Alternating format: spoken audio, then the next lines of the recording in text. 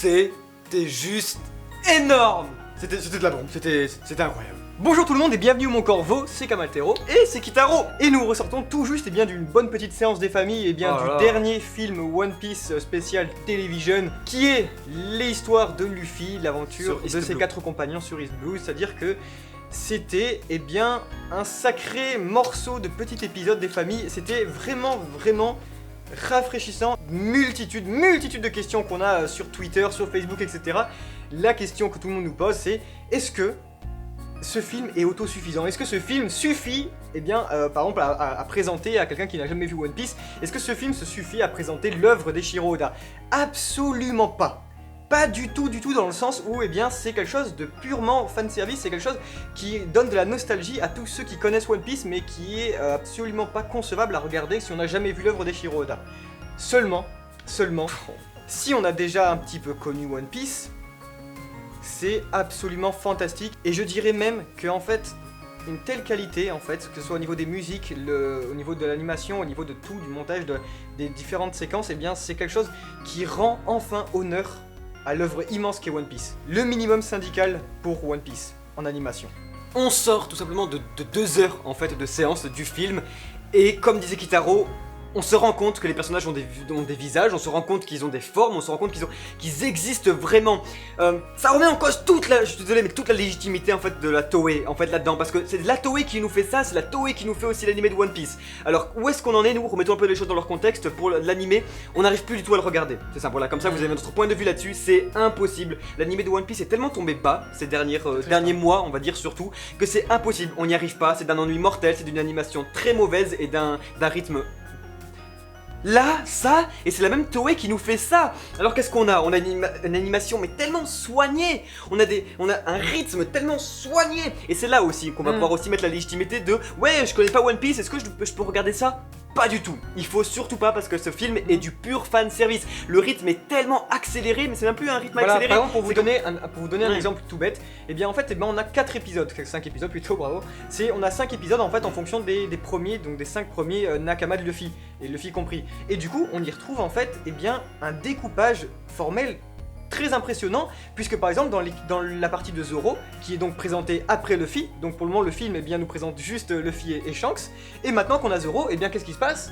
On a Zoro qui est chez les marines, chez Morgan, mais également Zoro contre Mihawk. Et ça c'est totalement explosé, parce que, on se dit mais, c'est bizarre, parce que même nous qui connaissons bien le manga, il faut vraiment...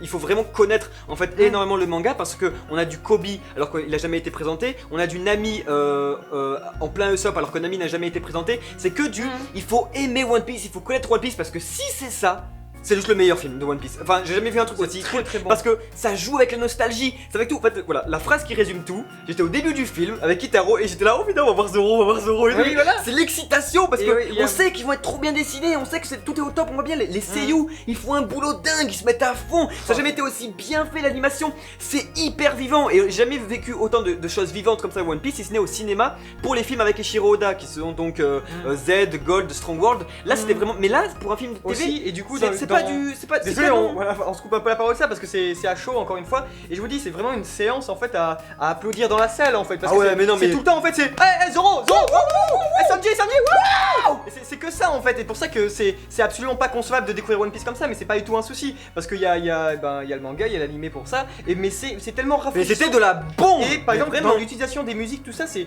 tellement d'un autre niveau. Par exemple on a Village Harbour qui joue quand Sop raconte son histoire à Kaya, on a l'énorme The Very Very Strongest quand Zoro se fait battre par... c'est absolument fantastique et on dirait vraiment que pour une fois, c'est ça qui vraiment, moi je tiens à dire, ça fait honneur à l'œuvre immense qui est One Piece, parce qu'on comprend l'immensité qu'il y a derrière. C'est-à-dire que tous les trucs qui sont très fins depuis le début du manga et qui Eiichiro Oda s'est tué à dessiner et à construire, par exemple Usopp qui dit vu qu'il y a tout le monde qui pense que c'est un mensonge, mon seul espoir c'est de tenir ici pour leur faire croire que c'est toujours un mensonge. On retrouve toute l'intensité de ces belles choses et tout le temps tous les dessins sont présents et voilà, moi c'est un truc qui m'a marqué, c'est qu'on l'a dit plusieurs fois dans le film, à chaque fois on était là, on versait une petite larme, oh merde, parce que tout simplement la musique est trop bien utilisée et c'est aussi une des raisons pourquoi, parce que nous on est vraiment, enfin tout ce qui est la musique au cinéma, c'est hyper important. Et là en fait, la Toei ne le fait plus du tout. La Toei utilise The Very Strongest, le Fifier s'attaque quand je sais pas, quand les personnages doivent aller aux toilettes ou quoi, c'est d'un ridicule pas possible, ils savent plus, il y a plus de bon goût en fait dans l'animation de la Toei. Et là, qu'est-ce qu'ils nous sortent? C'est que du bon goût, c'était magnifique, on aimerait tellement revoir ça, je veux un truc comme ça. Donc on va résumer, c'est un excellent film, mais c'est un excellent résumé. Ce n'est pas One Piece, ça manque plein de choses hyper importantes. En fait, si vous voulez, le truc parfait, en fait, pour tous ceux qui lisent One Piece, qui regardent l'anime de One Piece, qui aujourd'hui ont vu les 876 chapitres de One Piece, eh bien, je pense que le rêve, mais le fantasme ultime avec ce qu'on vient de voir, cet échantillon absolument bijoutesque que c'est cette chose, eh bien je pense que le meilleur truc qui pourrait arriver, eh bien c'est qu'on ait environ 10 films de One Piece qui fait tout ça comme ça de 2 heures et qu'au final on ait environ 20 heures de One Piece qui retravaille tout comme ça. Je vous assure, il y a tellement une volonté nostalgique derrière les amis. La musique quand Usopp pleure contre Kuro, eh bien elle est très mal mixée, on n'entend même plus Usopp qui parle tellement en fait il y a une volonté à nous faire verser des larmes. Il y a aussi, c'est beau, faut noter aussi qu'il y a de nouvelles compos, la nouvelle orchestre, c'est vraiment ouf. La marche sur Arlong, voilà, ils ont fait un boulot dingue. C'est beau. Et donc voilà, en gros, si on vous le propose pour découvrir One Piece, il vaut mieux pas, parce que voilà, c'est 50 épisodes. 50 épisodes, c'est quoi? C'est plus de 1000 minutes, c'est plus de presque 20 heures d'animation, tout simplement, qui là est résumé en 2 heures environ. Donc c'est pas possible, mais ça fait du bien pour les fans.